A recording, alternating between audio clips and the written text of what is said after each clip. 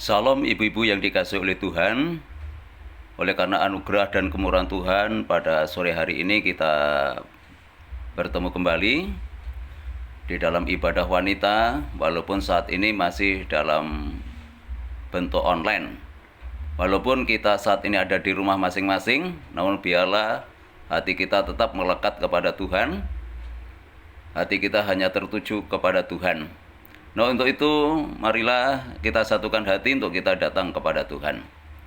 Bapa Surgawi, Bapa yang kami kenal di dalam nama Tuhan Yesus, mengucap syukur pada sore hari ini untuk kekuatan kesehatan yang Kau anugerahkan dalam kehidupan kami, yang mana pada saat ini Tuhan, kami menyiapkan hati kami, pikiran kami untuk menerima kebenaran firman-Mu.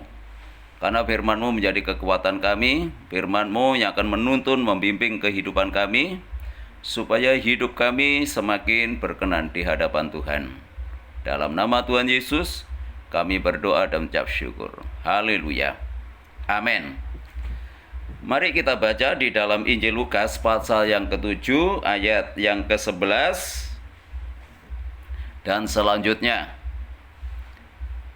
Kemudian Yesus pergi ke suatu kota yang bernama Nain.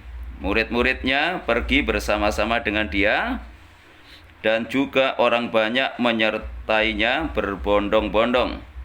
Setelah ia dekat pintu gerbang kota, ada orang mati diusung keluar, anak laki-laki, anak tunggal ibunya yang sudah janda, dan banyak orang dari kota itu menyertai janda itu.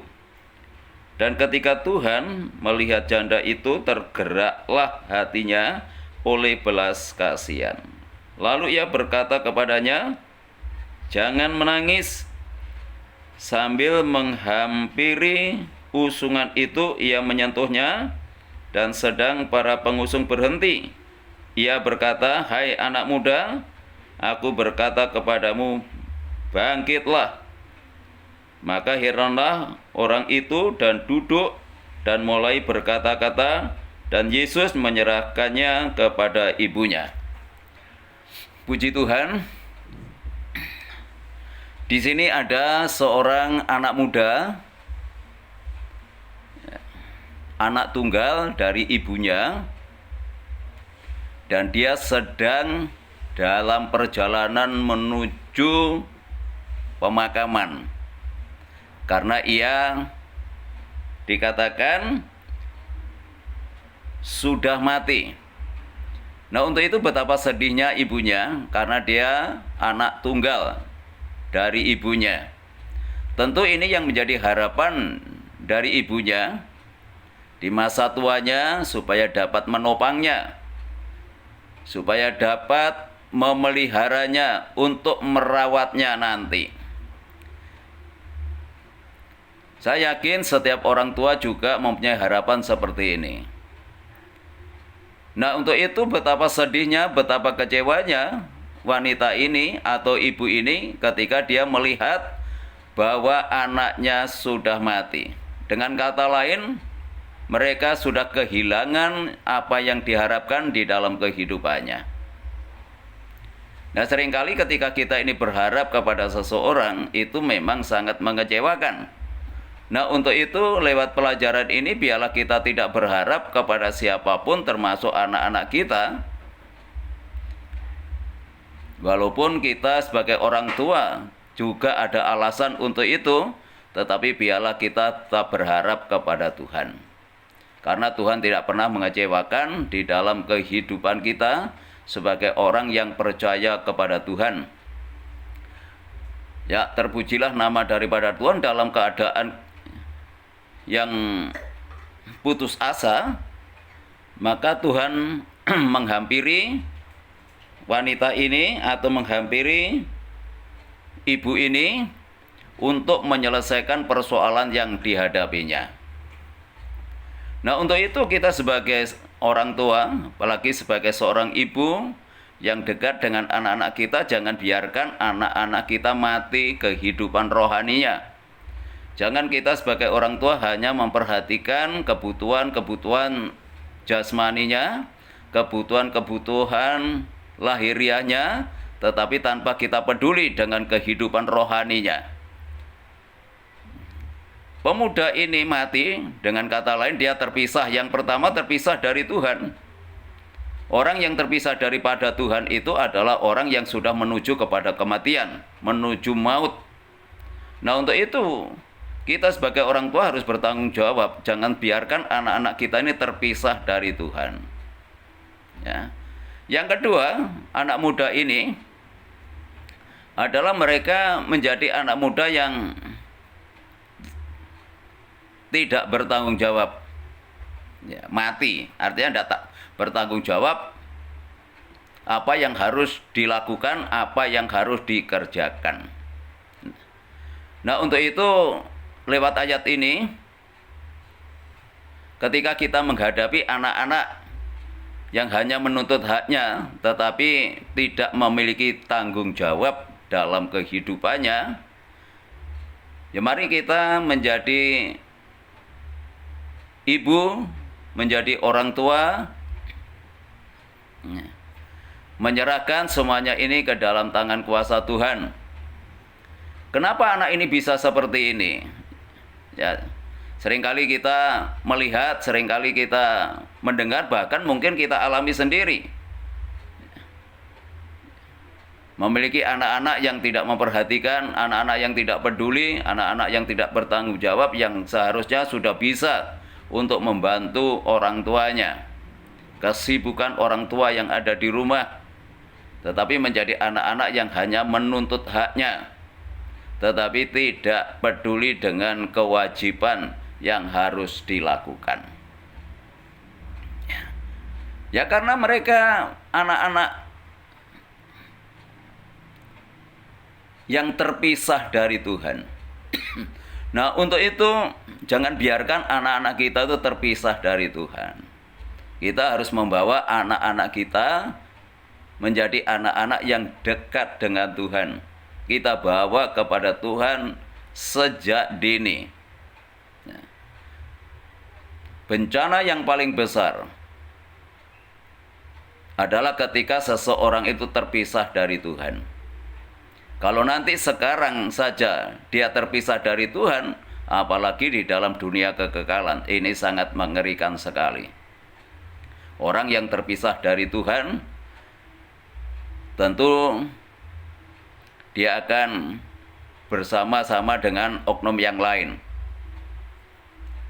Ya, kalau bersama dengan Tuhan menikmati kebahagiaan, kalau terpisah dari Tuhan, mereka hanya menikmati penderitaan untuk selamanya. Kalau Tuhan masih memberikan perpanjangan umur, kekuatan, kesehatan dalam kehidupan kita, marilah kita menjadi orang tua. Cara khusus untuk ibu-ibu bertanggung jawab untuk membawa anak-anak kita kepada Tuhan, supaya dia menjadi anak-anak yang tidak terpisah dari Tuhan. Mereka menjadi anak-anak yang memiliki hati yang setia dan mengasihi kepada Tuhan. Nah, di sini ada satu kemurahan yang Tuhan nyatakan di dalam kehidupan wanita ini. Ketika Tuhan melihat wanita ini menangis, ya, maka Tuhan tergeraklah hatinya. Tuhan tergerak hatinya oleh karena belas kasihan. Ya, memang orang-orang seperti ini tentu memerlukan belas kasihan. Belas kasihan bukan dari orang lain, ya, karena sudah tidak bisa orang lain akan menolongnya. Hanya satu pribadi, yaitu Tuhan Yesus yang bisa menolong seorang pemuda yang sudah menuju kepada tempat peristirahatan yang terakhir ini. Segala sesuatu yang mustahil, segala sesuatu yang tidak mungkin bagi manusia, tapi bagi Tuhan itu sangat mungkin. Jadi masih ada kemurahan daripada Tuhan untuk memberikan pertolongan dari wanita ini, dari ibu ini, oleh karena belas kasihan daripada Tuhan. Nah, untuk itu ketika kita menghadapi persoalan, menghadapi masalah yang berkenaan dengan anak-anak kita yang seolah-olah tidak ada jalan keluar, seolah-olah mendapatkan jalan buntu, percayalah masih ada anugerah Tuhan. Masih ada kemurahan Tuhan yang Tuhan nyatakan kepada kita untuk memberikan pertolongan secara ajaib. Ketika Tuhan sampai di tempat itu dan para pengusung berhenti, Ia berkata kepada anak muda itu, "Aku berkata kepadamu, bangkitlah." Maka bangunlah orang itu dan duduk dan mulai berkata-kata. Ya, luar biasa ini.